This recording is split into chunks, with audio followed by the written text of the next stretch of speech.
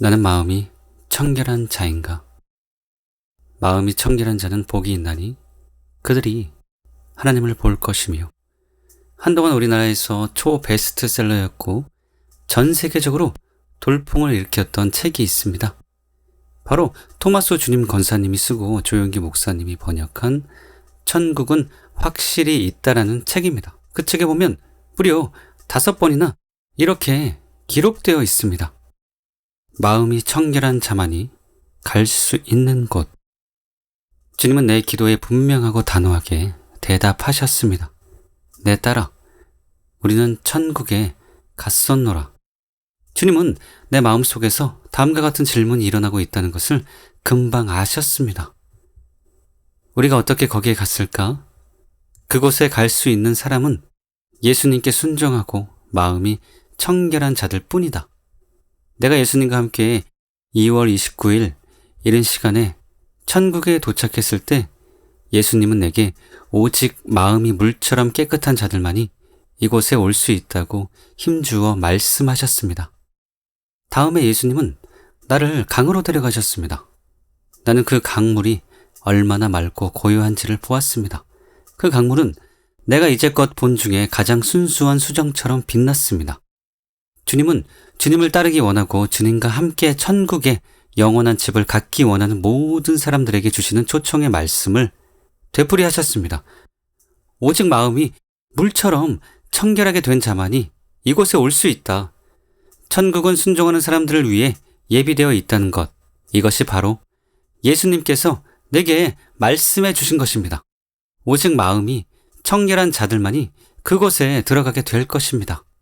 천국은 휘고 정결하고 깨끗한 곳으로 그곳에 있는 도로와 건물들은 흠이 하나도 없이 깨끗했습니다. 천국은 어느 곳이든지 해같이 밝았습니다. 주님은 내게 세상의 모든 바다와 온 땅을 보여주셨습니다. 흰눈이 온 땅을 덮고 있었습니다. 주님은 백성들을 나의 나라에 데려오기 전에 나는 그들을 정결케 해야 한다. 내 백성이 마음이 정결하지 않으면 나의 나라를 볼 수 없다라고 설명해 주셨습니다. 그때 나는 주님이 산상수훈으로 주신 팔복 중에 하나가 생각났습니다. 마음이 청결한 자는 복이 있나니 저희가 하나님을 볼 것이며. 어떻게 생각하십니까? 이 말이 성경적일까요? 저는 토마스 주님 권사님의 체험이 성경적이냐 아니냐를 묻고 있습니다. 우리는 모두 자기의 견해나 취향을 뒤로 하고 이 구절이 진짜로 그런 의미인지 아닌지 알아야 합니다. 왜냐하면 그것이 우리 영혼의 안전 그리고 영원한 미래와 직결되어 있기 때문입니다. 그래서 저는 저희 모든 견해를 내려놓고 공정하고 열린 마음으로 이 구절의 의미를 추적해 보았습니다. 그렇게 해서 도달한 결론을 여러분에게 말씀드리고자 합니다. 마음이 청결하다는 것은 무슨 뜻인가? 마태복음 4장 17절에 근거할 때 팔복은 회개하고 제자가 된 사람들의 특징입니다. 또 마가복음 1장 15절에 근거해서 생각해 보면 회개하고 복음을 믿은 사람들의 특징입니다. 그런데 과연 회개하고 복음을 믿은 모든 이들의 마음이 청결할까? 다 이런 수준일까? 이런 의문이 생깁니다. 그래서 많은 학자들이 이 구절을 다른 의미로 해석합니다. 일례로 더글라스 헤어는 이렇게 말했습니다. 헬라어 형용사 카타로스는 정한 세마포라는 용례에서처럼 정결하다는 의미를 가지고 있고 정금이라는 용례에서처럼 불순물이 섞이거나 합금이 된 것이 아닌 순전하다는 의미도 가지고 있다. 그 후 이렇게 주장했습니다. 시편 24편에서 마음이 청결하다는 깨끗하다와 대구를 이루고 있으므로 혹자는 도덕적 결점, 손이 깨끗하다 뿐만 아니라 악한 위도, 마음은 위지가 자리 잡고 있는 곳이라고 여겨진다. 악한 위도도 없는 순결한 자가 마음이 청결한 자라고 여기고 싶어질 것이다. 여기에는 마태복음 5장 28절에 여자를 보고 음욕을 품는 자와 여타의 악한 생각들까지 다 포함될 것이다. 그러나 만일 그러한 의미라면 이 복을 받을 수 있는 사람은 아무도 없다. 때문에 마음의 청결은 나누어지지 않은 순전한 마음을 뜻하는 것일 뿐 마음이 청결한 것이 아니라는 것입니다. 저는 이것이 옳을 수도 있다는 열린 마음으로 이 문제를 연구해 보았습니다. 먼저 저는 원어를 찾아보았습니다. 청결한에 해당하는 헬라어 카다로스는 깨끗한, 순결한이라는 뜻이었습니다. 또 카다로스에 대해 이렇게 설명하고 있었습니다. 헬라어에는 순결, 정결을 의미하는 두 개의 형용사, 즉 하그노스와 카다로스가 있다. 하그노스는 본래 거룩한을 의미하는 어떤 어근과 관계가 있는 말로 신이나 그와 관련되어 있는 사물이나 사람, 제사 물건이나 제사 직원에게 속해 있는 질적인 거룩함이나 순결함을 의미한다. 이보다 더욱 일반적인 용어로는 카다로스와 이 단어에 동적 어들이 있는데 이 단어들은 사람이나 사물의 제의적, 육체적 혹은 도덕적 청결을 의미한다. 용법을 살펴보았는데 신약 성경의 용법을 요약하면 이러합니다. 카다로스는 신약 성경에서 26회에 나오며 다음과 같은 의미로 사용되었다. 카다로스는 물리적 정결을 나타낸다. 카다로스는 제의적 정결과 깨끗함을 나타낸다. 카다로스는 도덕적 순결에 대하여 사용되었다. 그래서 청결한을 마음의 청결로 이해하는 것이 옳다는 쪽으로 가닥을 잡을 수 있었습니다. 한편 더글라스 에어가 이것을 다른 의미로 해석한 것은 단순히 원어 때문이 아닙니다.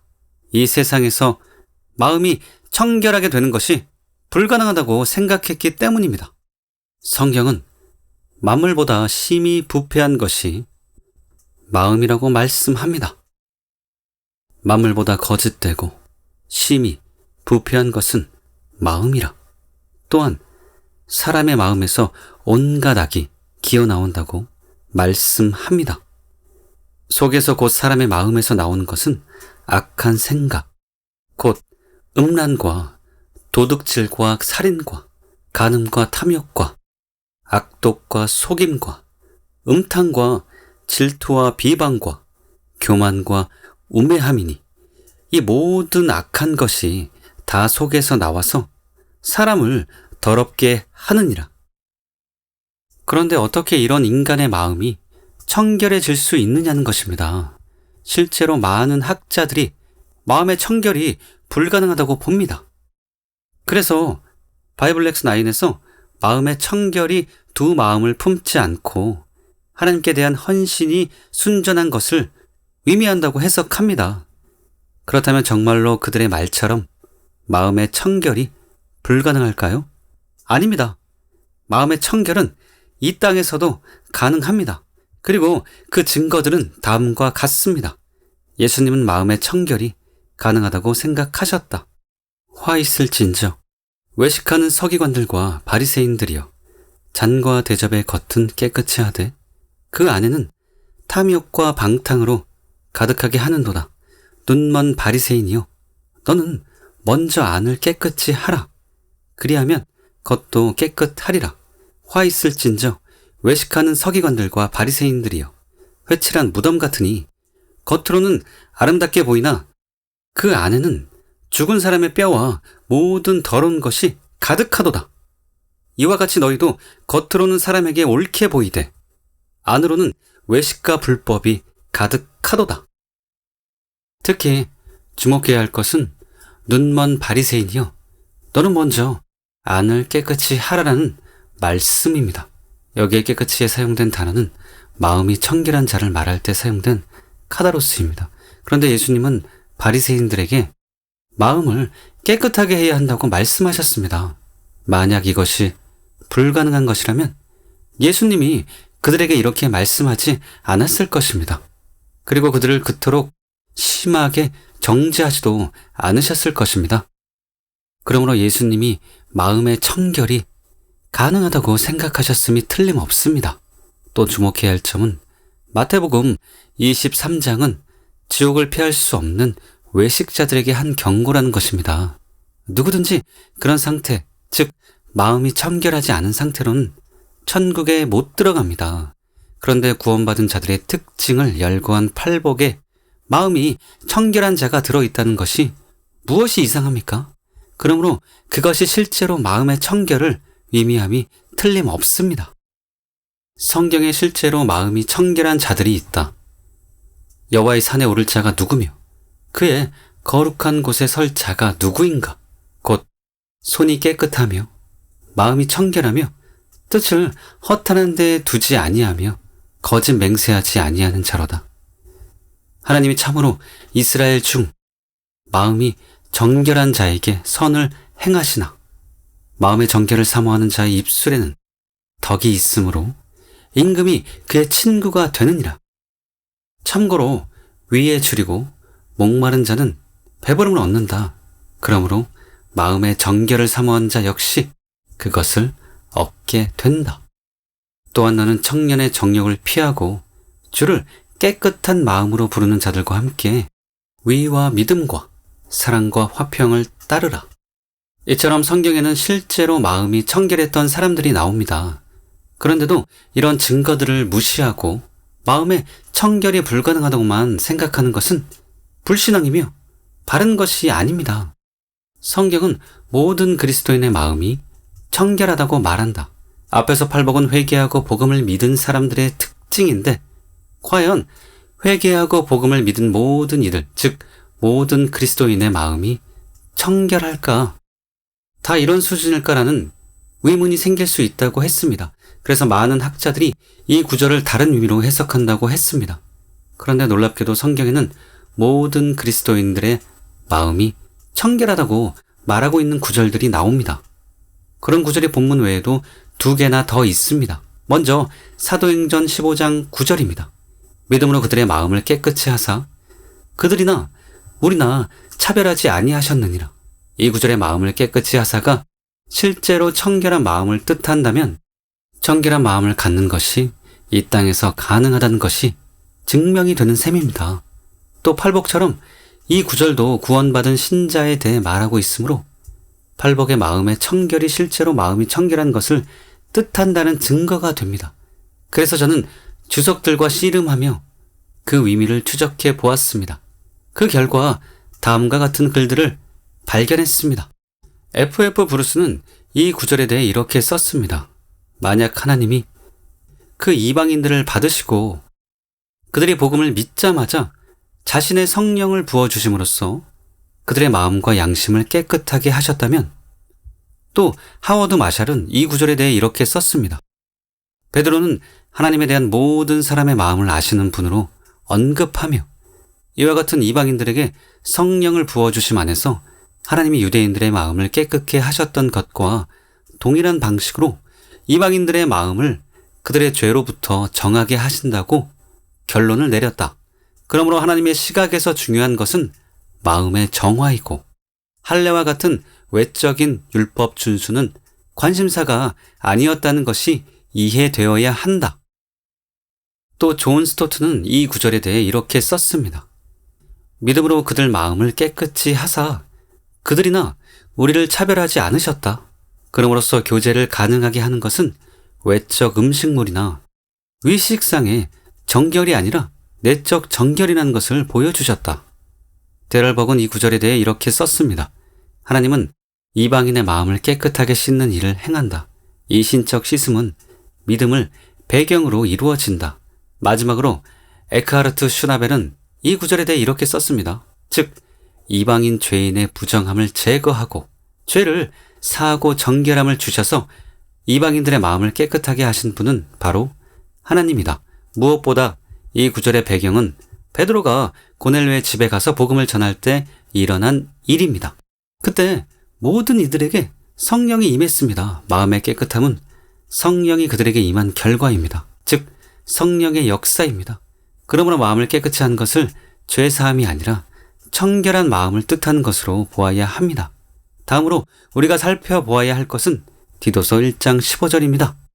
깨끗한 자들에게는 모든 것이 깨끗하나 더럽고 믿지 아니하는 자들에게는 아무것도 깨끗한 것이 없고 오직 그들의 마음과 양심이 더러운지라.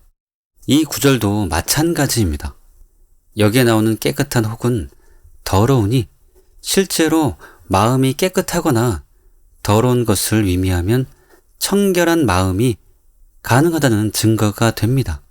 또 앞 구절과 마찬가지로 깨끗한 자가 모든 신자를 통칭하고 있으므로 그리스도인을 묘사한 팔복의 청결이 실제로 마음의 청결을 의미한다는 증거가 될 수 있습니다. 그래서 저는 이 구절의 실제 의미를 추적해 보았습니다. 먼저 깨끗한 자들에게는 모든 것이 깨끗하나에 깨끗한 자들은 모든 그리스도인을 뜻하며 도덕적이고 내적인 마음의 청결을 의미함이 분명합니다. 어떤 이들은 이 구절이 부정하고 정한 음식들에 대한 규례가 폐해졌으므로 그리스도인들에게는 모든 음식, 즉 만물이 정결하다는 뜻으로 해석합니다. 그것이 깨끗한 자들에게는 모든 것이 깨끗하나의 의미라는 것입니다. 가능한 해석입니다. 그러나 그럼에도 불구하고 깨끗한 자들이 마음이 청결한 자들을 의미함이 분명합니다. 이것을 존 스토트가 잘 설명했습니다. 그들은 정결에 대해 잘못 이해하고 있었다. 바리새인과 마찬가지로 그들은 내적이며 도덕적인 참된 정결보다 외적이고 위식적인 정결을 더 중요시했다. 내적이며 영적인 정결은 탁월한 것일 뿐 아니라 한 걸음 더 나아가 우리 내적으로 깨끗해지면 모든 것이 깨끗해진다고 예수님은 말씀하셨다. 마음이 청결한 자는 복이 있나니.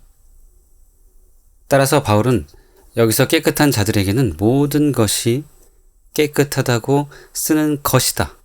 물론 여기에는 결혼과 음식이라는 창조주의 좋은 선물도 포함된다. 다음으로 그러나 더럽고 믿지 아니하는 자들에게는 아무것도 깨끗한 것이 없고도 마찬가지입니다. 이 부분에 대해 윌리엄 마운스는 이렇게 썼습니다. 바울의 대적자들은 금욕적인 율법을 따름으로써 위식적 정결을 이룰 수 있다고 분명히 가르쳤다. 하지만 바울은 도덕적으로 부정하고 믿지 않는 사람들은 그들에 대한 모든 것이 부정하기 때문에 위식적인 정결에 의해서도 하나님께 용납될 수 없다고 확증한다.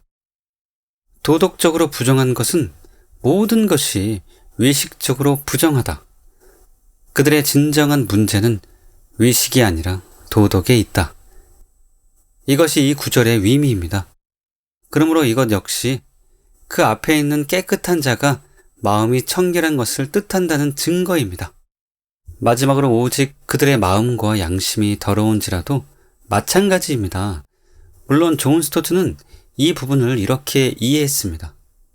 오직 저희 마음, 그들이 믿는 것과 양심, 그들이 행할 수 있다고 느끼는 것이 더러운 것이다. 상당히 매력적이죠? 그러나 WBC 주석에서 윌리엄 마운스는 이것을 각각 부패한 마음과 화인 맞은 양심으로 이해했습니다. 특히 두안 리트피는 이 구절에 대해 이렇게 썼습니다. 14절의 명령, 유대인의 허탄한 이야기와 진리를 배반하는 사람들의 명령을 따르지 않게 하려 함이라. 저자주는 특히 유대인들에게 있어서 그레데인들도 그럴 가능성이 있지만 먹고 마시는 것과 정결 위식에 관한 금욕적 규칙들을 포함하는 것임은 주지의 사실이다. 바울은 정결의 문제는 외부적인 것에 달린 것이 아니라 내적인 것이라는 주님의 가르침을 상기시킴으로써 이 문제를 즉시 해결하고 있다. 외부적인 것은 그 어느 것이라도 내적으로 정결한 사람을 더럽힐 수 없다.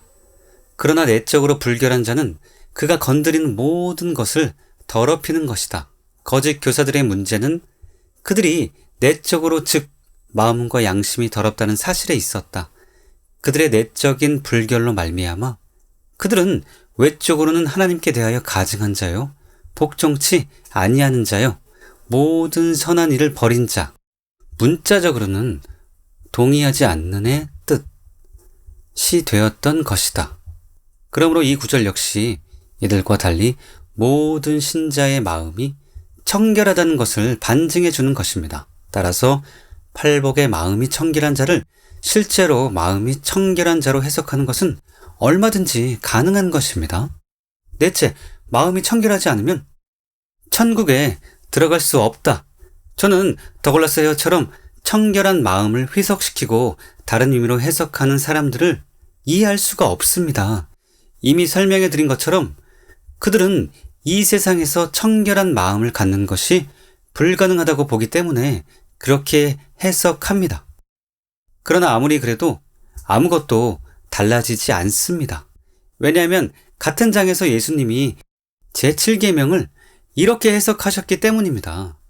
또 간음하지 말라 하였다는 것을 너희가 들었으나 나는 너희에게 이르노니 음욕을 품고 여자를 보는 자마다 마음에 이미 간음하였느니라.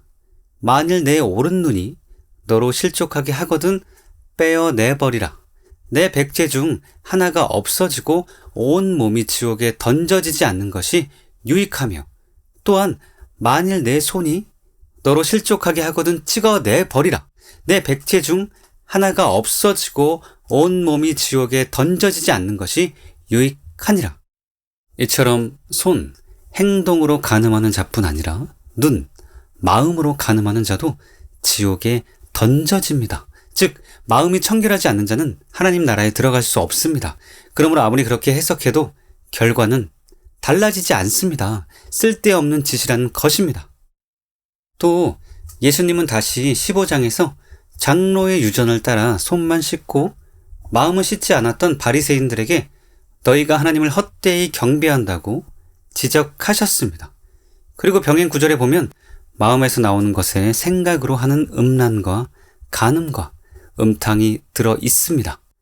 마가복음 7장 21절에서 22절 속에서 곧 사람의 마음에서 나오는 것은 악한 생각 곧 음란과 도둑질과 살인과 간음과 탐욕과 악독과 속임과 음탕과 질투와 비방과 교만과 우매함이니 또한 예수님이 다시 한번 23장에서 대접에 겉만 씻고 속은 씻지 않는 바리새인들의 상태를 지적하시면서 너희가 어떻게 지옥의 판결을 피하겠느냐고 신랄하게 성토하셨습니다.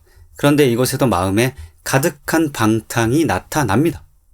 화 있을진저 외식하는 서기관들과 바리새인들이여 잔과 대접의 겉은 깨끗이 하되 그 안에는 탐욕과 방탕으로 가득하게 하는도다. 그렇다고 마음의 청결이 단지 음심에 대한 것이라는 말은 아닙니다. 다른 모든 악한 생각들과도 관련이 있습니다. 그러나 음심이 대표적인 것이라는 것 역시 부인할 수 없습니다. 아무튼 예수님은 본문을 제외하더라도 마태복음에서만 3번이나 마음이 청결한 자들만 천국에 들어갈 수 있다고 말씀하셨습니다. 그러므로 누가 뭐래도 마음이 청결하지 않은 자는 천국에 들어갈 수 없습니다. 토마스 왓슨은 이렇게 말했습니다. 왜 청결이 마음속에 가장 우선적으로 필요한가? 마음이 청결하지 않으면 그것이 바리새인의 청결과 다를 것이 없기 때문이다. 바리새인의 성결은 주로 거칠해적인 것이었다. 그들의 청결은 바깥의 청결이었다. 그들은 결코 마음속은 상관하지 않았다. 화 있을진저 외식하는 서기관과 바리새인들이여 잔과 대접의 겉은 깨끗이 하되 그 안에는 탐욕과 방탕으로 가득하게 하는도다. 화 있을진저 외식하는 서기관과 바리새인들이여 회칠한 무덤 같으니 겉으로는 아름답게 보이나 그 안에는 죽은 사람의 뼈와 모든 더러운 것이 가득하도다. 우리는 이들보다 낫지 않으면 안 된다. 마음이 청결하지 않으면 우리의 청결이 바리새인의 청결일 뿐이고 그리스도께서 너희 위가 서기관과 바리새인보다 더 낫지 못하면 결단코 천국에 들어가지 못하리라고 말씀하셨다. 옳습니다. 마음이 청결하지 않으면 결코 하나님 나라에 들어갈 수 없습니다. 그런데 이렇게 사활적으로 중요한 마음의 청결을 불가능하다고 생각하고 다른 의미로 해석하면 되겠습니까? 그것은 너무도 영혼들을 위태하게 만드는 일입니다. 그런데도 저는 최근 기독교 TV들에서 유명 교회 목사들이 산상수훈을 강의하면서 그렇게 설교하는 것을 보았습니다. 그러므로 그런 설교에 절대 미혹되지 마시기 바랍니다. 이상 증명해드린 바와 같이 마음의 청결은 실제로 마음이 깨끗한 것을 의미합니다. 존 스토트는 이에 대해 아주 명쾌한 설명을 했습니다. 심령이라는 말이 예수님께서 뜻하셨던 종류의 가난함을 나타냈던 것처럼 마음이라는 말이 예수님께서 말씀하고 계시는 청결함의 종류를 나타낸다는 것은 명백하다. 심령이 가난한 자들은 다만 물질적으로 가난한 자들과는 다른 영적으로 가난한 자들이다. 그렇다면 마음이 청결한 자들은 어떠한 사람과 구별이 되는가? 마음의 청결함이란 내적인 청결함, 즉 도덕적, 의식적의 반대가 되는 불결함으로부터 깨끗게 된 자들의 특성을 나타내는 표현으로 간주하는 것이 일반적인 해석이다. 그리고 특히 이것에 대한 성경적인 훌륭한 내용이 시편에 있다. 누구든지 손이 깨끗하며 마음이 정결하지 않는 한 그는 여호와의 산에 오르거나 그의 거룩한 곳에 설 수 없다는 것이 인정이 되었다. 그렇습니다. 심령이라는 말이 예수님이 말씀한 가난의 종류를 말해주듯이 마음이라는 말도 예수님이 말씀한 청결함의 종류를 말해줍니다. 그리고 그것이 바로 마음의 청결입니다. 또한 본문은 시편 24편과 깊은 관계가 있습니다. 그런데 그것에 이렇게 기록되어 있습니다. 여호와의 산에 오를 자가 누구며 그의 거룩한 곳에 설 자가 누구인가? 곧 손이 깨끗하며 마음이 청결하며 뜻을 허탄한 데에 두지 아니하며 거짓 맹세하지 아니하는 자로다. 그는 여호와께 복을 받고 구원의 하나님께 위를 얻으리니 이는 여호와를 찾는 족속이요 야곱의 하나님의 얼굴을 구하는 자로다. 마음이 청결한 자는 하나님을 본다는 표현과도 잘 조화가 되는 말씀이지요. 그런데 이곳에 나오는 여호와의 산이 어디인 줄 아십니까? 그리고 거룩한 곳이 어디인지 아십니까? 여호와의 산은 시온산을 뜻하고 거룩한 곳은 시온산에 세워져 있었던 성전을 가리킵니다. 즉, 마음이 청결하지 않는 자는 성전에 올라가 하나님을 예배하고 하나님을 만날 자격이 없다는 뜻입니다. 이 점에 주목해야 합니다. 마음이 청결하지 않으면 성전에 올라갈 자격이 없습니다. 그런데 그런 자가 감히 천국에 들어갈 수 있겠습니까? 당연히 없지요. 그래서 예수님이 마음이 청결한 자들만 하나님을 볼 수 있다고 말씀한 것입니다. 그러므로 인간의 타락한 상태의 기준을 맞춰 하향 조정한 잘못된 해석에 절대 귀 기울이지 마십시오. 누가 뭐래도 반드시 마음이 청결한 자가 되어야 하고 또 될 수 있다는 것을 굳게 믿으십시오. 그리고 실제로 그런 사람이 되어 하나님 나라에 반드시 들어가는 여러분 되시기 바랍니다. 하나님을 볼 것이라는 약속은 무슨 뜻인가? 예수님은 마음이 청결한 자들에게 매우 특별한 약속을 하셨습니다. 마음이 청결한 자는 복이 있나니 그들이 하나님을 볼 것이며 토마스 아켄피스의 책에도 유사한 말이 나옵니다. 만약 내 마음이 정녕 깨끗하다면 천사들과 함께 기쁨 중에 하나님을 배울 수 있으리라. 하루는 프랜시스 프렌치펜 목사님의 사모님이 홀로 주님을 전심으로 구하고 있었습니다. 그때 사모님의 간절한 소원은 주여, 주님을 보기를 원합니다. 이거였습니다. 그러나 사모님에게 주님은 그녀의 잘못된 부분을 보여주시기 시작했습니다. 그래서 사모님이 볼멘 소리로 이렇게 말했습니다. 주님, 이게 아니잖아요. 저는 주님을 보기를 원해요. 제가 아니고요. 그러자 성령님께서 이렇게 말씀해 주셨다고 합니다. 마음이 청결한 자만이 하나님을 볼 수가 있단다. 맞습니다. 마음이 청결한 자만 하나님을 볼 수가 있습니다. 그러면 예수님의 이 약속은 구체적으로 어떤 뜻일까요? 저는 오래전부터 그것이 궁금했습니다. 그리고 이 안에 두 가지 의미가 있다는 것을 알게 되었습니다. 마음이 청결한 자들은 이 땅에서 하나님을 볼 수 있다. 그것은 바로 왕의 친구가 되는 것을 의미합니다. 마음의 정결을 사모하는 자의 입술에는 덕이 있으므로 임금이 그의 친구가 되느니라.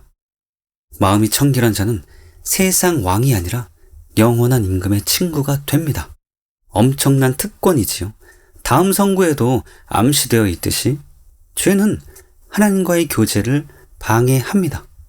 하나님이여 내 속에 정한 마음을 창조하시고 내 안에 정직한 영을 새롭게 하소서. 나를 주 앞에서 쫓아내지 마시며 주의 성령을 내게서 거두지 마소서. 마음이 청결해지면 그런 방해가 사라집니다.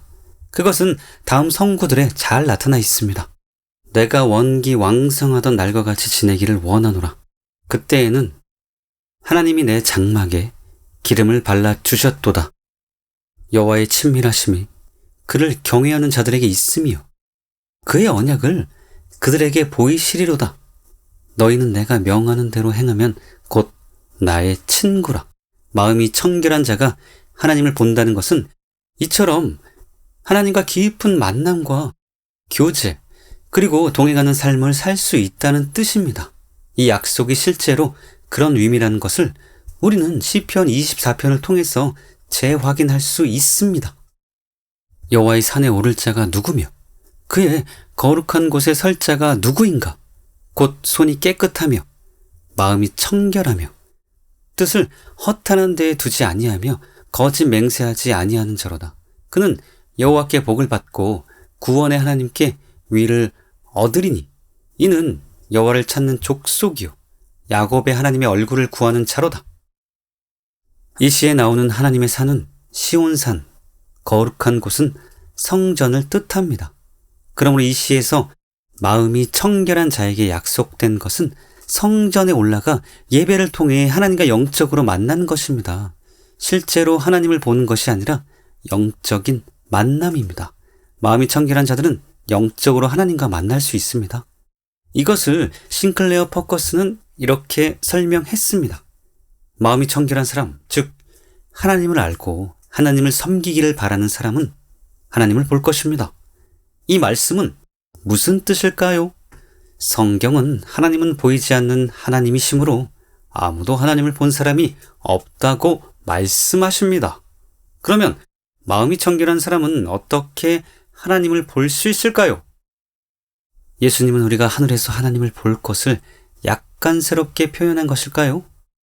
하나님을 볼 것이라는 말씀이 무슨 뜻인지를 이해하는데 필요한 단서는 마음이 청결한 사람의 경험을 묘사하는 구약 성경의 구절에서 찾아볼 수 있을 것입니다. 시편 24편 3절에서 6절은 마음이 청결한 사람은 여호와의 산에 오르고 그 거룩한 곳에 서는 특권을 지닌다고 말합니다. 시편 73편 1절은 하나님께서 마음이 청결한 자에게 선을 행하신다고 말합니다. 시편 73편 24절부터 28절에서 시편 기자 아삽은 그가 주의 교훈으로 나를 인도하시고 후에는 영광으로 나를 영접하시리니 하나님께 가까이 하는 것이 내게 복이라는 결론에 이르렀다고 말하고 있습니다. 이 성구들은 모두가 우리가 하나님과 교제하고 있다는 것과 하나님 앞에 있음을 아는 데서 누리는 특권과 즐거움을 강조합니다. 그러므로 하나님을 본다는 것은 하나님과 친밀한 교제를 누리게 되는 것을 의미합니다. 아더 핑크도 하나님을 볼 것이며에 대해 하나님을 본다는 것은 하나님께 가까이 나오게 된다는 것이며 왜냐하면 우리에게서 멀리 떨어져 있는 대상은 알 수 없기 때문이다.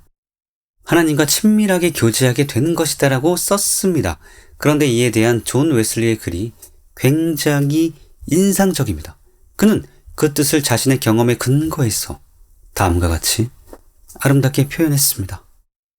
마음이 깨끗한 사람은 세상 모든 것에서 하나님을 봅니다. 저 천공에 떠있는 달의 광명에서 그를 보며 해에서도 그의 길을 기뻐하는 장사 같은 하나님을 봅니다. 그들은 또한 구름으로 자기 수레를 삼으시고 바람 날개로 다니시는 하나님과 땅을 위하여 비를 예비하시며 수확이 풍성하게 하시며 가축을 위한 물과 사람의 필요를 위한 채소를 자라게 하시는 하나님을 보는 것입니다. 그리하여 마음이 정결한 사람은 만물의 창조주가 그 지혜로 만물을 다스리시고 말씀의 능력으로 만물을 유지 보존하심을 봅니다. 우리의 통치자이신 주님, 이 땅 위에서 당신의 이름은 얼마나 존귀하신지요. 또 마음이 깨끗한 사람들은 누구에서보다 자신 안에서 더 하나님을 봅니다. 즉 자신들의 영혼과 육체 위에서 하나님의 임재를 체험합니다. 그들은 하나님의 권능의 손이 그들 자신 위에 계시어 그들로 선한 일을 하게 하심을 보며 그들의 신장과 체중의 유지를 위해서 필요한 것들을 주시는 것을 느끼며 그들의 머리털럭의 쑥까지 세시는 분을 보며 그들 자신과 그들의 소유물의 보호를 위해서까지 관심을 가지심과 그들의 재반 생활 환경을 위해서도 그의 깊은 지혜와 자비를 기울이시는 것을 감지하는 것입니다. 무엇보다도 그들은 하나님을 섬기는 재반 행사에 있어서 특히 하나님을 봅니다. 즉, 큰 회중과 함께 그의 이름에 합당한 존귀를 드리며 거룩한 분위기에 쌓여 예배를 드릴 때나 은밀한 골방에 들어가 은밀한 중에 계신 아버지 앞에 그들의 마음을 쏟아 기도 드릴 때나 하나님의 말씀을 상고할 때나 그리스도의 구원의 복음의 선포를 들을 때나 그리스도가 하늘 구름을 타고 다시 오실 때까지 그의 죽음을 나타내는 떡과 잔을 받을 때 등 모든 기회를 통해 그들은 형용키 어려운 하나님의 임재를 느끼는 것입니다. 그들은 하나님과 얼굴을 대하여 보며 사람이 그 친구와 이야기함과 같이 대화하는 것입니다. 이러한 만남이야말로 그들이 장차 저 천상 세계에서 하나님의 참 모습을 볼 준비라 할 것입니다. 시편 24편에서 시편 저자는 예배하러 성전에 올라가는 자들을 하나님을 찾는 족속과 하나님의 얼굴을 구하는 자들로 표현했습니다. 그리고 그들의 특징이 손이 깨끗할 뿐 아니라 마음이 청결한 자들이라고 했습니다. 마음이 청결한 자들이 신령과 진정으로 예배를 드리는 것을 통해 하나님을 영적으로 만날 수 있다는 것입니다. 이것은 다음 말씀들과도 의미가 잘 통합니다. 이스라엘의 찬송 중에 계시는 주여, 주는 거룩하시니이다. 두세 사람이 내 이름으로 모인 곳에는 나도 그들 중에 있느니라. 믿음이 없이는 하나님을 기쁘게 하지 못하나니 하나님께 나아가는 자는 반드시 그가 계신 것과 또한 그가 자기를 찾는 자들에게 상 주시는 이심을 믿어야 할지니라. 하나님의 영이 오뎃의 아들 아사랴에게 임하심에 그가 나가서 아사를 맞아 이르되 아사와 및 유다와 베냐민의 무리들아, 내 말을 들으라. 너희가 여호와와 함께하면 여호와께서 너희와 함께 하실지라. 너희가 만일 그를 찾으면 그가 너희와 만나게 되시려니와 너희가 만일 그를 버리면 그도 너희를 버리시리라. 아사가 이 말 곧 선지자 오뎃의 예언을 듣고 마음을 강하게 하여 가증한 물건들을 유다와 베냐민 온 땅에서 없애고 또 에브라임 산지에서 빼앗은 성읍들에게서도 없애고 또 여호와의 낭실 앞에 있는 여호와의 제단을 재건하고 또 유다와 베냐민의 무리를 모으고 에브라임과 므낫세와 시므온 가운데서 나와서 저희 중에 머물러 사는 자들을 보았으니 이는 이스라엘 사람들이 아사의 하나님 여호와께서 그와 함께 하심을 보고 아사에게로 돌아오는 자가 많았음이더라. 아사왕 제15년 셋째 달에 그들이 예루살렘에 모이고 그날에 노력하여 온 물건 중에서 소 700마리와 양 7,000마리로 여호와께 제사를 지내고 또 마음을 다하고 목숨을 다하여 조상들의 하나님 여호와를 찾기로 언약하고 이스라엘 하나님 여호와를 찾지 아니하는 자는 대소 남녀를 막론하고 죽이는 것이 마땅하다 하고 무리가 큰 소리로 외치며 피리와 나팔을 불어 여호와께 맹세하며 온 유다가 이 맹세를 기뻐한지라. 무리가 마음을 다하여 맹세하고 뜻을 다하여 여호와를 찾았으므로 여호와께서도 그들을 만나 주시고 그들의 사방에 평안을 주셨더라. 이처럼 마음이 청결한 자들은 예배를 통해 하나님을 만날 수 있습니다. 또 그들은 찬양 중에나 홀로 기도하는 중에 심지어 일상생활에서도 하나님을 만나고 경험할 수 있습니다. 그들은 하나님의 임재를 느끼고 하나님의 선하심을 맛봅니다. 그들은 하나님이 자기와 함께 하심을 압니다. 정말 사모할 만한 것이지요. 그러므로 여러분 모두 마음이 청결한 자가 되십시오. 그래서 하나님을 경험하고 누리며 사는 여러분 되시기를 바랍니다. 둘째, 마음이 청결한 자들은 천국에서 하나님의 얼굴을 보게 된다. 앞의 설명은 정확한 해석입니다. 그러나 충분하진 않다고 느낄 수도 있습니다. 그게 전부라면 하나님과 친밀하게 교제하게 된다고 하지 왜 하나님을 본다는 강한 표현을 썼을까라는 의문이 생기기 때문입니다. 그래서 충분한 설명이 아니라고 생각할 수도 있습니다. 하지만 여러분이 그렇게 느끼는 것은 앞의 해석이 부정확해서가 아닙니다. 주님의 약속이 임의의 구원과 아직의 구원 둘 다를 포함하고 있기 때문입니다. 전에도 지적했듯이 둘째에서 7번째 복에 대한 약속은 모두 미래 시제로 되어 있습니다. 그러므로 저희가 하나님을 볼 것이며는 현재 우리가 누리고 있는 것뿐 아니라 마음이 청결한 자들이 받을 궁극적인 구원을 뜻합니다. 때문에 양영희 교수님은 이렇게 썼습니다. 마음이 청결한 제자들은 장차 완성된 하나님 나라에서 하나님을 볼 것이기 때문에 더욱 행복하다. 이 약속의 이런 의미라는 것은 다음 구절들을 볼 때 의문의 여지가 없습니다. 우리가 지금은 거울로 보는 것 같이 희미하나 그때에는 얼굴과 얼굴을 대하여 볼 것이요. 지금은 내가 부분적으로 아나 그때에는 주께서 나를 아신 것 같이 내가 온전히 알리라. 모든 사람과 더불어 화평함과 거룩함을 따르라. 이것이 없이는 아무도 주를 보지 못하리라. 사랑하는 자들아, 우리가 지금은 하나님의 자녀라. 장래에 어떻게 될지는 아직 나타나지 아니하였으나 그가 나타나시면 우리가 그와 같은 줄을 아는 것은 그의 참모습 그대로 볼 것이기 때문이니 주를 향하여 이 소망을 가진 자마다 그의 깨끗하심과 같이 자기를 깨끗하게 하느니라. 또 그가 수정같이 맑은 생명수의 강을 내게 보이니 하나님과 및 어린 양의 보좌로부터 나와서 길 가운데로 흐르더라. 강 좌우에 생명나무가 있어 12가지 열매를 맺되 달마다 그 열매를 맺고 그 나무 잎사귀들은 만국을 치료하기 위하여 있더라. 다시 저주가 없으며 하나님과 그 어린 양의 보좌가 그 가운데 있으리니 그의 종들이 그를 섬기며 그의 얼굴을 볼 터이요 그의 이름도 그들의 이마에 있으리라. 이것이 저희가 하나님을 볼 것이며라는 약속의 온전한 성취입니다. 마음이 청결한 자들에게 주신 주님의 약속은 이 땅에서 누리는 하나님과의 친밀한 교제와 영원한 기업인 천국 두 가지를 다 포함합니다.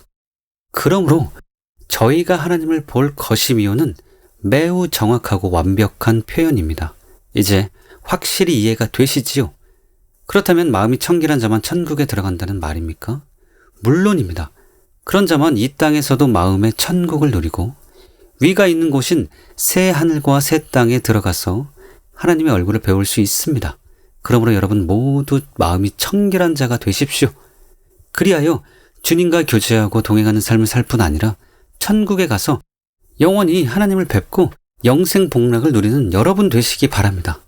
어떻게 해야 마음이 청결한 자가 될 수 있나? 성경은 만물보다 심히 부패한 것이 마음이라고 말씀합니다. 또한 사람의 마음에서 온갖 악이 기인한다고 말씀합니다. 또 이르시되 사람에게서 나오는 그것이 사람을 더럽게 하느니라. 이것이 타락한 아담의 후손, 즉 자연인의 마음입니다. 또 외식하는 자들, 즉 서기관과 바리새인들의 마음도 이와 유사합니다. 화 있을진저 외식하는 서기관과 바리새인들이여 잔과 대접의 겉은 깨끗이 하되 그 안에는 탐욕과 방탕으로 가득하게 하는도다. 눈먼 바리새인이여 너는 먼저 안을 깨끗이 하라. 그리하면 겉도 깨끗하리라. 화 있을진저 외식하는 서기관들과 바리새인들이여, 회칠한 무덤 같으니 겉으로는 아름답게 보이나 그 안에는 죽은 사람의 뼈와 모든 더러운 것이 가득하도다. 이와 같이 너희도 겉으로는 사람에게 옳게 보이되 안으로는 외식과 불법이 가득하도다. 그런데 그리스도인의 마음은 이와 다릅니다. 마음이 청결합니다. 그래서 주님이 그리스도인을 묘사한 팔복에서 이렇게 말씀하신 것입니다. 마태복음 5장 8절, 마음이 청결한 자는 복이 있나니 그들이 하나님을 볼 것이며, 사람은 자연인, 외식자, 그리스도인 셋 중에 하나입니다. 그중 그리스도인만 천국에 들어갑니다. 그러므로 우리는 반드시 마음이 청결한 자가 되어야 합니다. 그러면 어떻게 해야 마음이 청결한 자가 될 수 있을까요? 많은 이들이 오래도록 마음이 청결한 자가 되는 특별한 비결을 찾아왔습니다. 그러나 특별한 방법은 없습니다. 답은 우리가 읽는 성경에 있습니다. 성경만이 참 진리이기 때문입니다. 그래서 저는 특별한 비결이 아니라 성경이 말씀하고 있는 것을 찾아서 그대로 소개해 드리려고 합니다. 첫째, 회개해야 한다. 세례 요한도 예수님도 12사도와 바울도 모두 먼저 회개하라고 외쳤습니다. 어떤 사람도 회개하지 않고 변화될 수는 없습니다. 전에 설명해 드린 것처럼 팔복은 마태복음 4장 17절에 회개하라 천국이 가까이 왔느니라는 예수님의 말씀을 듣고 회개한 사람들의 8가지 특징입니다. 그중 하나가 마음의 청결입니다. 그러므로 마음이 청결한 자가 되려면 회개해야 합니다. 다윗 왕은 밧세바로 인해 범죄한 후 회개하며 하나님께 이렇게 부르짖었습니다. 주의 얼굴을 내 죄에서 돌이키시고 내 모든 죄악을 지워주소서. 하나님이여, 내 속에 정한 마음을 창조하시고 내 안에 정직한 영을 새롭게 하소서. 그 결과 다시금 마음이 청결한 자가 될 수 있었습니다. 그러므로 더러운 마음과 생각들을 회개하고 하나님께 정한 마음을 창조하시고 정직한 영을 새롭게 해달라고 부르짖으십시오. 그래야 마음이 청결한 자가 될 수 있습니다. 둘째, 믿어야 한다. 성결의 비밀이라는 책에서 찰스 피니는 믿음으로만 성결케 된다고 했습니다. 같은 책에서 그는 또 이렇게 말했습니다. 온전한 성결함은 믿음으로만 된다. 위롭게 되는 것은 물론이거니와 성결케 되는 것도 믿음으로만 된다. 옳은 말입니다. 왜냐하면 성경에 이렇게 기록되어 있기 때문입니다. 믿음으로 그들의 마음을 깨끗이 하사 그들이나 우리나 차별하지 아니하셨느니라. 이 구절에서 베드로는 믿음으로 이방인들의 마음을 깨끗이 하셨다고 말했습니다. 바울이 쓴 디도서 1장 15절에도 문맥을 살펴보면 믿음이 청결한 마음의 비결이라는 것이 나타나 있습니다. 깨끗한 자들에게는 모든 것이 깨끗하나 더럽고 믿지 아니하는 자들에게는 아무것도 깨끗한 것이 없고 오직 그들의 마음과 양심이 더러운지라. 더러운 것과 불신은 짝입니다. 마찬가지로 믿음과 청결한 마음도 짝입니다. 그러므로 마음이 청결하게 되려면 믿어야 합니다. 믿어야 마음이 깨끗하게 됩니다. 자연인은 누구도 마음과 생각의 죄까지 다 이길 수 없습니다. 육신을 따르는 자는 육신의 일을, 영을 따르는 자는 영의 일을 생각하나니 육신의 생각은 사망이요 영의 생각은 생명과 평안이니라. 육신의 생각은 하나님과 원수가 되나니 이는 하나님의 법에 굴복하지 아니할 뿐 아니라 할 수도 없음이라. 육신에 있는 자들은 하나님을 기쁘시게 할 수 없느니라. 그러나 성령님이 우리 안에 오시면 반전이 일어납니다. 만일 너희 속에 하나님의 영이 거하시면 너희가 육신에 있지 아니하고 영에 있나니 누구든지 그리스도의 영이 없으면 그리스도의 사람이 아니라. 에스겔의 예언이 성취됩니다. 또 내 영을 너희 속에 두어 너희로 내 율례를 행하게 하리니 너희가 내 규례를 지켜 행할지라. 그런데 성령님은 회개하고 복음을 듣고 믿을 때 우리에게 임합니다. 내가 너희에게 다만 이것을 알려 하노니 너희가 성령을 받은 것이 율법의 행위로냐? 혹은 듣고 믿음으로냐? 너희에게 성령을 주시고 너희 가운데서 능력을 행하시는 이의 일이 율법의 행위에서냐? 혹은 듣고 믿음에서냐? 이는 그리스도 예수 안에서 아브라함의 복이 이방인에게 미치게 하고 또 우리로 하여금 믿음으로 말미암아 성령의 약속을 받게 하려 함이라. 그러므로 복음을 믿으십시오. 그리고 믿을 때 주어지는 성령님을 의지하십시오. 그러면 마음이 청결하게 될 수 있습니다. 셋째, 말씀을 들어야 한다. 무엇이 마음을 청결하게 만드는지 아십니까? 바로 말씀입니다. 너희는 내가 일러준 말로 이미 깨끗하였으니 그들을 진리로 거룩하게 하옵소서. 아버지의 말씀은 진리니이다. 아버지께서 나를 세상에 보내신 것 같이 나도 그들을 세상에 보내었고 또 그들을 위하여 내가 나를 거룩하게 하오니 이는 그들도 진리로 거룩함을 얻게 하려 함이니라. 이는 곧 물로 씻어 말씀으로 깨끗하게 하사 거룩하게 하시고 이 교훈의 목적은 청결한 마음과 선한 양심과 거짓이 없는 믿음에서 나오는 사랑이거늘 이처럼 진리 곧 말씀이 마음을 청결하게 합니다. 즉 여러분이 듣고 있는 이 설교가 여러분의 마음을 청결하게 만듭니다. 그러므로 그것을 기대하면서 설교를 들으시기 바랍니다. 최근에 한 성도님이 인터넷에 이런 간증을 올렸습니다. 사랑하는 교회에서 보낸 기적의 16개월. 이전 교회 목회자가 사소한 것까지 옳고 그름을 따져 질책해도 제게 참된 변화가 없었던 이유는 다름 아닌 진리의 부재였습니다. 진리의 말씀을 먹으며 주님 앞에서 충분한 시간을 보내지 않는다면 누구도 변화될 수 없기 때문입니다.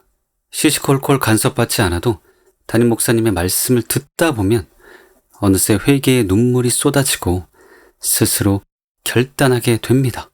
살아 역사하시는 강력한 말씀은 확실히 저를 변화시키고 계시며 나도 할 수 있다는 소망을 주십니다. 참 귀한 간증이지요. 그런데 왜 다른 교회에 다닐 때는 변화가 안 되었는데 우리 사랑하는 교회의 설교를 들으면 변화가 될까요? 우리 교회가 전통이 아니라 진리를 전하기 때문입니다. 사람의 계명은 손만 씻게 하고 마음을 깨끗하게 하지 못합니다. 그때 바리새인과 서기관들이 예루살렘으로부터 예수께 나와 이르되 당신의 제자들이 어찌하여 장로들의 전통을 범하나이까?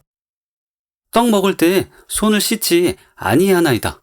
대답하여 이르시되 너희는 어찌하여 너희의 전통으로 하나님의 계명을 범하느냐? 외식하는 자들아, 이사야가 너희에 관하여 잘 예언하였도다. 일러스되 이 백성이 입술로는 나를 공경하되 마음은 내게서 멀도다. 사람의 계명으로 교훈을 삼아 가르치니 나를 헛되이 경배하는도다 하였느니라 하시고 무리를 불러 이르시되 듣고 깨달으라. 입으로 들어가는 것이 사람을 더럽게 하는 것이 아니라 입에서 나오는 그것이 사람을 더럽게 하는 것이니라. 그러나 하나님의 계명은 마음을 청결하게 만듭니다. 교리와 전통에 의해 왜곡된 설교와 가르침은 사람을 오히려 더럽힙니다. 다음 구절들에도 그 점이 나타나 있습니다. 누구든지 다른 교훈을 하며 바른 말, 곧 우리 주 예수 그리스도의 말씀과 경건에 관한 교훈을 따르지 아니하면 그는 교만하여 아무것도 알지 못하고 변론과 언쟁을 좋아하는 자니 이로써 투기와 분쟁과 비방과 악한 생각이 나며 마음이 부패하여지고 진리를 잃어버려 경건을 이익의 방도로 생각하는 자들의 다툼이 일어나느니라. 이 증언이 참되도다. 그러므로 내가 그들을 엄히 꾸짖으라. 이는 그들로 하여금 믿음을 온전하게 하고 유대인이 허탄한 이야기와 진리를 배반하는 사람들의 명령을 따르지 않게 하려 함이라. 깨끗한 자들에게는 모든 것이 깨끗하나 더럽고 믿지 아니하는 자들에게는 아무것도 깨끗한 것이 없고 오직 그들의 마음과 양심이 더러운지라. 이 구절을 설명하면서 두안 레이트피는 이런 중요한 지적을 했습니다. 여기서 바울은 다시 한번 신학적 오류가 도덕적 부패에 연결됨을 보여주고 있다. 이것은 성경적인 바른 진리가 왜 중요한지를 보여줍니다. 또 우리는 여기서 교리와 설교를 분별할 수 있는 매우 중요한 시금석을 얻을 수 있습니다. 여러분이 신봉하는 교리와 듣고 있는 설교가 여러분 마음을 청결하게 만들고 있습니까? 아니면 성경 지식만 늘 뿐 그렇게 하지 못하고 있습니까? 설교를 들어도 한 교회의 일부가 마음이 청결해지지 못하면 그것은 그 개인의 잘못입니다. 그러나 그 교회의 다수가 그렇다면 설교자의 잘못입니다. 그러므로 이것으로 교리뿐 아니라 설교를 분별하게 되시기를 바랍니다. 저는 이 설교를 준비하면서 매우 특별하고 중요한 것을 깨달았습니다. 그리고 얼마나 하나님께 감사했는지 모릅니다. 이 설교를 준비하고 있을 때 성령께서 제 영에 이렇게 말씀하셨습니다. 말씀은 인간에게 무엇을 하라고 말할 뿐 아니라 스스로 무엇인가를 한다. 말씀은 사람을 거듭나게 한다. 너희가 거듭난 것은 썩어질 씨로 된 것이 아니요 썩지 아니할 씨로 된 것이니 살아있고 항상 있는 하나님의 말씀으로 되었느니라. 말씀은 사람을 거룩하게 한다. 그들을 진리로 거룩하게 하옵소서. 아버지의 말씀은 진리니이다. 말씀은 사람을 깨끗하게 한다. 있는 곳 물로 씻어 말씀으로 깨끗하게 하사 거룩하게 하시고 말씀은 믿는 자 안에서 역사한다. 이 말씀이 또한 너희 믿는 자 가운데서 역사하느니라. 그러므로 설교를 잘 듣는 것이 중요하다. 그러면 말씀이 듣는 자들을 변화시킬 것이다. 히브리서 4장 12, 13절에는 이런 말씀의 능력을 보여주는 말씀이 나옵니다. 하나님의 말씀은 살아있고 활력이 있어 좌우에 날선 어떤 검보다도 예리하여 혼과 영과 및 관절과 골수를 찔러 쪼개기까지 하며 또 마음의 생각과 뜻을 판단하나니 지으신 것이 하나도 그 앞에 나타나지 않음이 없고 우리의 결산을 받으실 이의 눈앞에 만물이 벌거벗은 것 같이 드러나느니라. 사실 저는 이 구절을 들은 풍월로만 알고 있었습니다. 그래서 이번에 제대로 연구해 보았습니다. 그런데 제가 추측했던 것과 많이 달랐습니다. WBC 히브리서 주석에서 윌리엄 레이는 이 구절에 대해 이렇게 썼습니다. 출애굽 세대에 아주 효과적으로 부과되었던 하나님의 말씀의 제재는 오늘날도 활동하며 기독교 공동체를 안식과 진노의 동일한 양자택일에 직면하게 한다. 성경의 하나님의 음성에 민감한 사람들은 하나님의 말씀이 역시 치명적인 무기라는 것을 발견할 것이다. 과거 세대가 하나님의 맹세에 저촉하여 가나안에 들어가려고 했을 때 그들은 아말렉과 가나안인들의 검에 쫓겨남을 당하고 배임을 당했다. 하나님의 말씀은 어느 날선 검보다 더 위협적이고 예리한 심판을 제기한다. 왜냐하면 하나님의 말씀은 마음의 위로를 드러나게 하고 하나님의 살피시는 응시 앞에 인간은 무기력할 수밖에 없기 때문이다. 토마스 슈라이너도 이 구절에 대해 이렇게 썼습니다.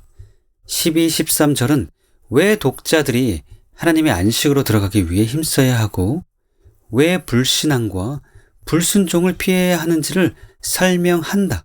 불순종은 치명적이다. 하나님의 말씀이 살아있고 활력이 있기 때문이다. 따라서 이 말씀에 불순종하는 자들은 심판을 피하지 못할 것이다. 하나님의 말씀을 양날을 가진 검에 비교한다. 심판하는 말씀의 역할에 중점을 두는 대목이라고 하겠다. 지금 기자는 하나님께서 이스라엘의 불순종으로 그들이 가나안으로 들어가지 못할 것이라고 하셨음에도 불구하고 가나안으로 들어가려고 했을 때 그들을 쳐서 파한 아말렉과 가나안 사람의 검을 생각하고 있는지도 모른다. 마찬가지로 여호와의 말씀은 하나님께 불순종하는 자는 누구나 예외 없이 쳐서 파한다. 이처럼 저희 예상과 달리 이 구절은 심판에 관한 것입니다. 이것은 옳은 해석입니다. 첫째, 이 구절에 나오는 하나님의 말씀은 시편 95편을 가리키거나 혹은 그 구절과 깊은 관련이 있습니다. 그는 우리의 하나님이시요 우리는 그가 가르치는 백성이며 그의 손이 돌보시는 양이기 때문이라. 너희가 오늘 그의 음성을 듣거든 너희는 무라바에서와 같이 또 광야의 마사에서 지냈던 날과 같이 너희 마음을 완악하게 하지 말지어다. 그때 너희 조상들이 내가 행한 일을 보고서도 나를 시험하고 조사하였도다. 내가 40년 동안 그 세대로 말미암아 근심하여 이르기를 그들은 마음이 미혹된 백성이라 내 길을 알지 못한다 하였도다. 그러므로 내가 노하여 맹세하기를 그들은 내 안식에 들어오지 못하리라 하였도다. 둘째, 이 구절은 왜냐하면으로 시작하고 있습니다. 그리고 11절에는 이렇게 기록되어 있습니다. 그러므로 우리가 저 안식에 들어가기를 힘쓸지니 이는 누구든지 저 순종하지 아니하는 본에 빠지지 않게 하려 함이라. 이 구절은 그 이유를 보여주는 말씀입니다. 그러므로 심판과 관계 있는 것으로 보아야 합니다.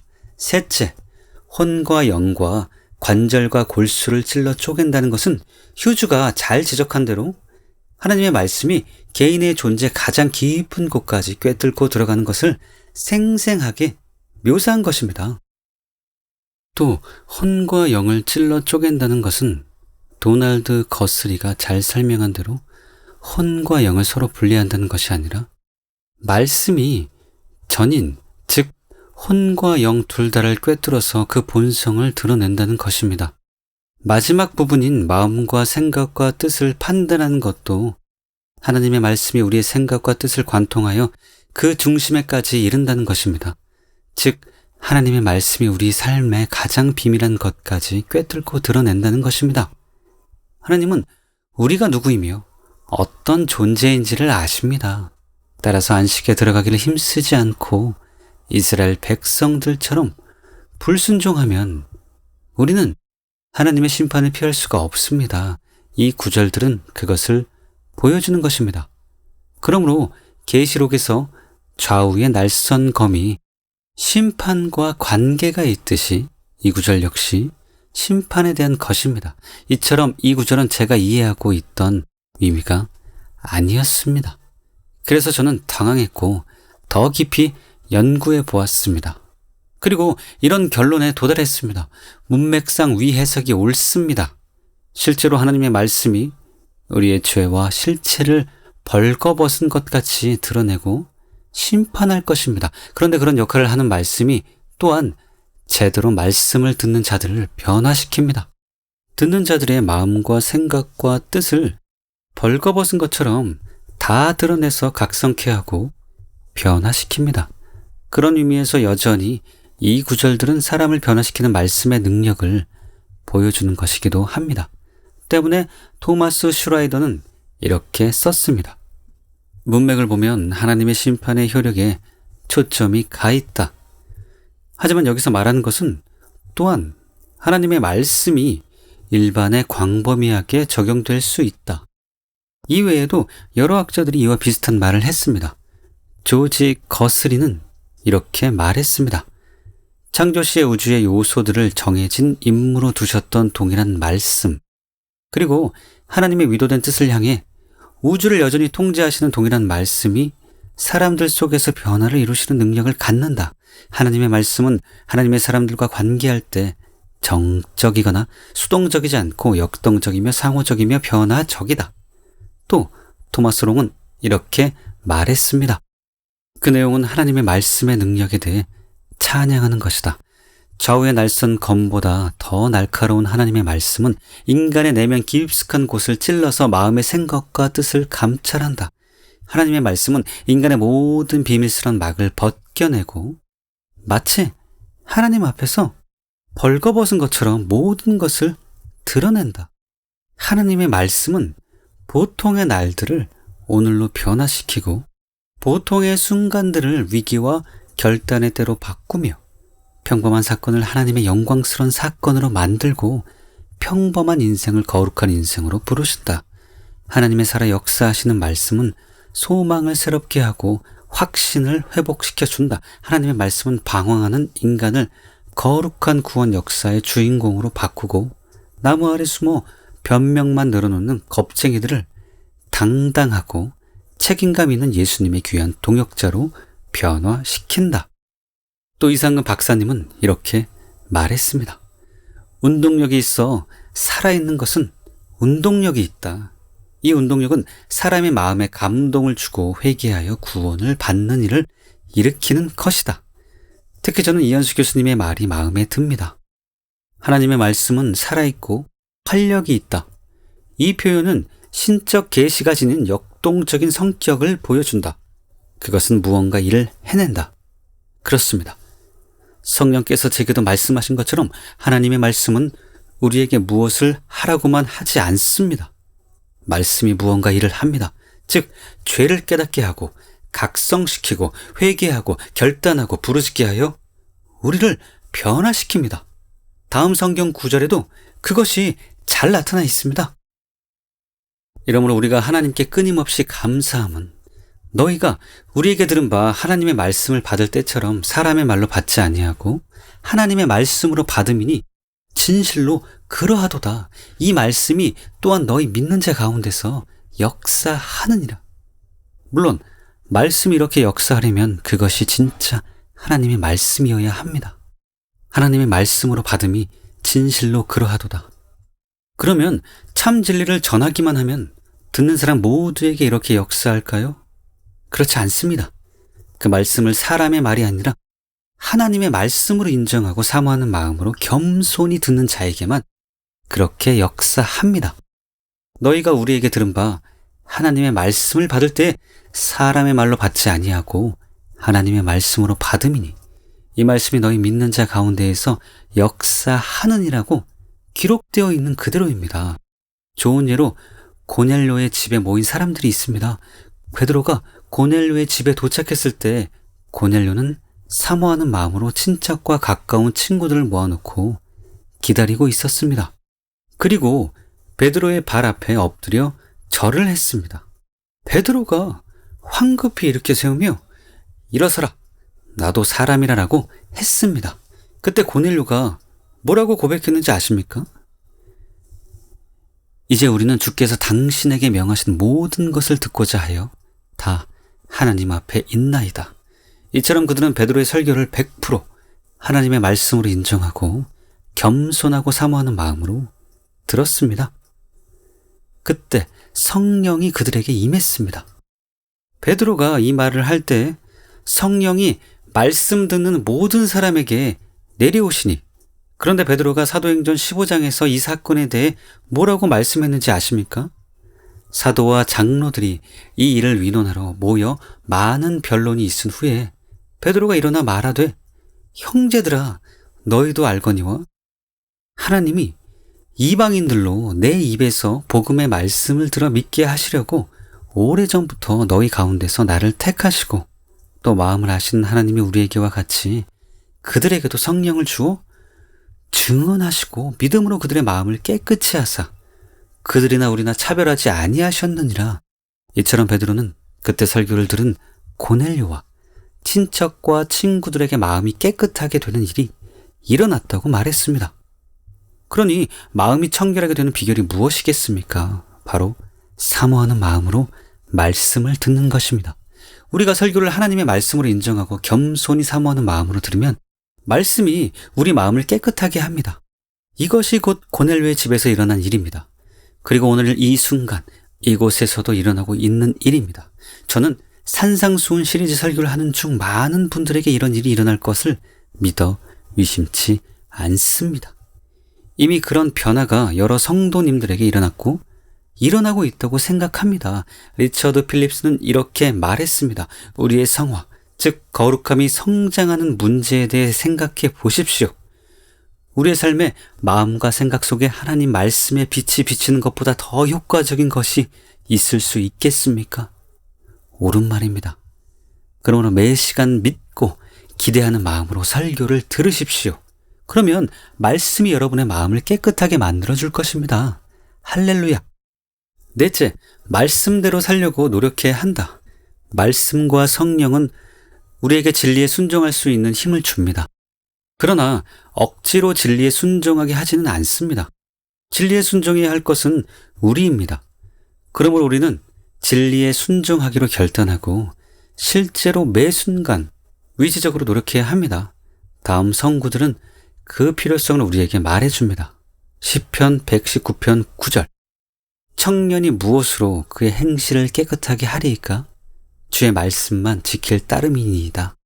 예루살렘아, 내 마음의 악을 씻어버리라. 그리하면 구원을 얻으리라. 내 악한 생각이 내 속에 얼마나 오래 머물겠느냐. 눈먼 바리새인이여, 너는 먼저 안을 깨끗이 하라. 그러면 겉도 깨끗하리라. 또한 너는 청년의 정욕을 피하고 주를 깨끗한 마음으로 부르는 자들과 함께 위와 믿음과 사랑과 화평을 따르라. 그러므로 성령을 위지하여 노력하십시오. 그래서 여러분의 마음을 깨끗하게 하시기 바랍니다. 한편 예수님은 7계명을 설명하면서 이렇게 말씀하셨습니다. 또 간음하지 말라 하였다는 것을 너희가 들었으나 나는 너희에게 이르노니 음욕을 품고 여자를 보는 자마다 마음에 이미 간음하였느니라. 만일 내 오른눈이 너로 실족하게 하거든 빼어내 버리라.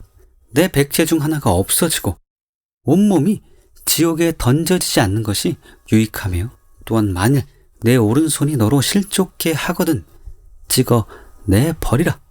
내 백제 중 하나가 없어지고 온몸이 지옥에 던져지지 않는 것이 유익하니라. 이처럼 예수님은 음욕을 품고 여자를 보는 것도 간음이라고 하시며, 만일 내 오른눈이 너로 실족하게 하거든 빼어내 버리라고 단호하게 말씀하셨습니다. 그런데 존 스토트는 이 구절에 대해 이렇게 썼습니다. 우리는 유혹의 근원이 쉽게 될 수 있거나 되는 것들을 우리의 삶으로부터 제거해야만 한다. 우리는 우리의 마음의 정결함을 유지하기 위해 문화적으로 불구가 되어야만 할지도 모른다. 이 세상 문화를 누리면서 마지막에 멸망을 당하기보다는 이 세상에서 약간의 문화적인 절단 수술을 받아들이는 것이 훨씬 낫다. 옳은 말입니다. 요셉은 보디발의 처가 유혹할 때 맞서 싸우지 않고 피했습니다. 바울도 디모데에게 또한 너는 청년의 정욕을 피하고라고 썼습니다. 그래서 저는 여러분에게 이런 제안을 드리고 싶습니다. 여러분이 사용하는 가정의 컴퓨터나 노트북에 엑스키퍼 같은 음란물 차단 프로그램을 까십시오. 즉, 컴퓨터나 노트북을 불구로 만드십시오. 요즘에는 TV도 선정적인 프로가 많고 심야 시간에는 매우 위험합니다. 그러나 TV도 19금 영화나 프로를 차단하도록 설정할 수 있습니다. 그렇게 함으로써 TV도 불구로 만드십시오. 여러분은 물론 자녀들을 위해서라도 오늘 집에 가셔서 꼭 그렇게 하시기 바랍니다. 하나님의 얼굴을 구해야 한다. 여호와의 산에 오를 자가 누구며 그의 거룩한 곳에 설 자가 누구인가? 곧 손이 깨끗하며 마음이 청결하며 뜻을 허탄한 데 두지 아니하며 거짓 맹세하지 아니하는 자로다. 그는 여호와께서 복을 받고 구원의 하나님께 위를 얻으리니 이는 여호와를 찾는 족속이요 야곱의 하나님의 얼굴을 구하는 자로다. 누가 손이 깨끗하고 마음이 청결한 자입니까? 바로 여호와를 찾는 족속 그리고 야곱의 하나님의 얼굴을 구하는 자들입니다. 그러므로 이것도 마음이 청결하게 될 수 있는 하나의 비결입니다. 교회 카페의 특종란에 보면 저희 주일학교 때 선생님의 간증이 올라가 있습니다. 간증이 너무 귀해서 계속 올려놓고 있습니다. 그분은 선교사로 헌신하다가 영적으로 탈진이 되어 제 책을 읽고 우리 교회를 찾았습니다. 그리고 울며 기도하다가 예수님을 3번이나 만났습니다. 그 후의 변화에 대해 그분은 이렇게 간증했습니다. 그러면서 제가 그냥 바뀌었습니다. 모든 게 변화되어 버렸습니다. 그분이 실제라는 것을 알게 되고 그 예수님이 더 보고 싶으니까 더 만나고 싶으니까 다른 것은 아무 관심이 없어졌습니다. 내가 노력을 안 해도 그렇게 되었습니다.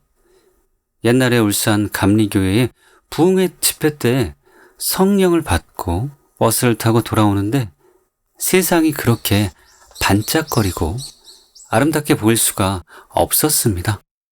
그런데 그런 체험을 하고도 제가 계속 방황을 했잖아요. 남편의 목회를 제 딴에는 도왔지만 죄도 짓고 세상적인 가치관이 많이 섞여 있었습니다. 그런데 예수님의 얼굴을 보고 그것이 다 사라졌습니다. 그래서 참 많이 울었습니다. 정말 많이 울었습니다. 내 생에 그렇게 울어봤을까 싶을 정도로 울었습니다. 저희 교회에서 예수님이 저를 맞아주실 때 정말 그때까지만 해도 선교지의 선교가 힘들어서 흘리는 눈물이었는데 그 다음부터는 뜨거운 폭포수 같은 눈물을 흘리며 제 영혼이 계속 회복이 되었습니다. 어느 누구를 위해서도 아니고 제 자신을 위한 하나님의 배려였습니다. 제 마음이 깨끗이 씻겨졌습니다. 그러면서 제가 30대부터 어지럼증도 있었고 소화도 안 되고 허리도 아프고 다리도 저리고 그냥 특별히 입원할 정도는 아닌데 몸이 그랬습니다. 그런데 진짜 거짓말같이 다 나아버렸고 7년이 지난 지금도 멀쩡합니다. 그렇게 자연스럽게 치유가 일어났습니다. 몸이 더 아파도 좋고 나는 어쨌든 하나님만 더 알아가면 되고 예수님만 더 보면 된다. 그랬지 제 몸에 대해서는 신경도 안 썼는데 아무렇지도 않게 나았습니다. 할렐루야. 정말 감동적인 간증이지요. 사실 앞에서 소개한 대로만 해도 마음이 청결하게 됩니다. 하나님을 찾고 하나님의 얼굴을 구하는 것은 마음을 더 온전히 청결하게 하는 비결이 될 것입니다. 그러므로 하나님을 사랑하고 그 얼굴을 구하는 자가 되십시오. 그러면 여러분의 마음이 더욱 청결하게 될 것입니다. 이제 마음이 청결한 자에 대한 말씀을 마무리 지으려고 합니다. 저는 두 가지를 여러분에게 말씀드리고 싶습니다. 먼저 저는 이 복에 대한 설명을 토마스 준한 권사님의 간증으로 시작했습니다. 마음이 청결한 자만 천국에 간다는 그 책의 내용은 이상한 것이 아닙니다. 그것은 그 뒤에 나오는 7계명에 대한 예수님의 가르침에 분명히 나타나 있기 때문입니다. 그러므로 천국은 확실히 있다. 책 내용을 다 믿을 수 있는 것은 아니지만 마음이 청결해야 천국에 간다고 강하게 강조함으로써 충격을 주고 영혼들을 흔들어 깨운 것은 매우 귀한 일이라고 생각합니다. 그러므로 우리는 마음의 청결을 추구해야 합니다. 그런데 마음의 청결은 완벽한 것을 뜻하는 것은 아닙니다. 그렇다면 천국에 갈 자가 거의 없을 것입니다.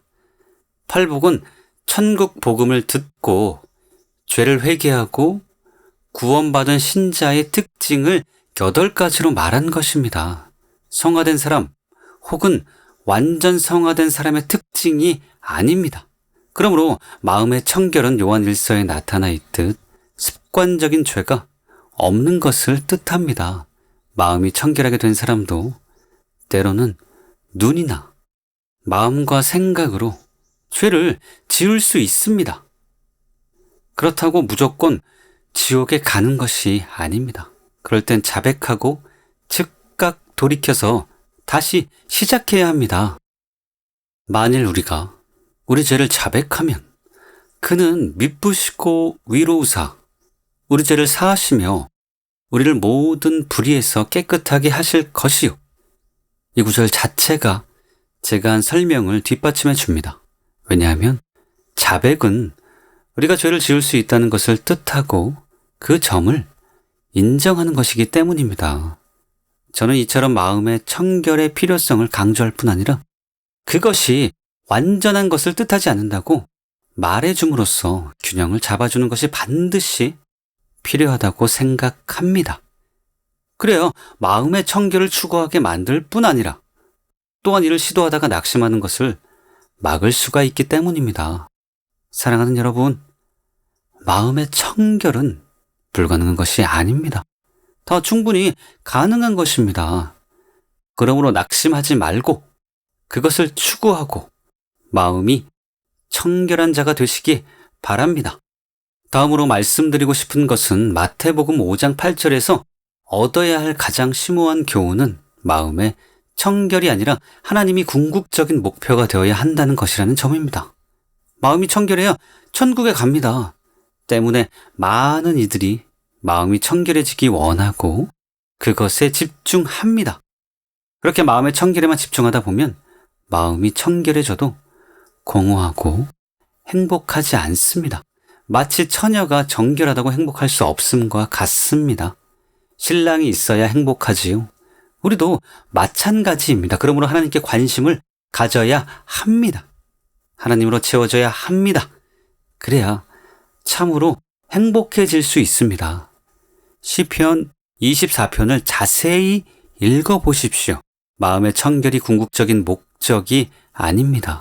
그들의 목적은 단지 마음의 청결이 아니라 하나님의 산 시온산에 올라가고 거룩한 곳 성전에 들어가 하나님과 만나 예배하고 교제하는 것이었습니다.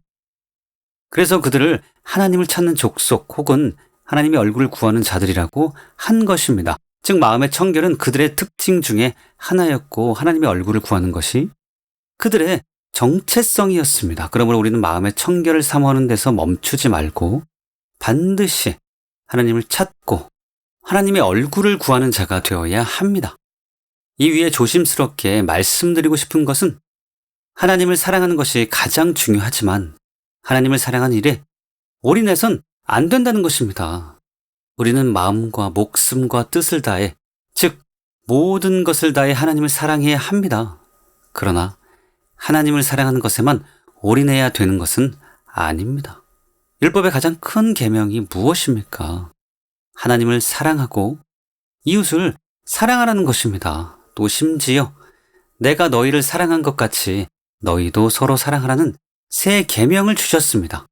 심지어 원수와 핍박자까지 사랑하라고 명령하셨습니다. 그러므로 하나님을 최고로 사랑할 뿐 아니라 서로 사랑하고 이웃을 사랑하고 원수와 핍박자까지 사랑해야 합니다. 그럴 때 참된 성숙이 이루어집니다.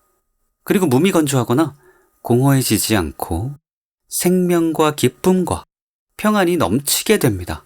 그러므로 꼭 그렇게 하는 여러분 되시기 바랍니다.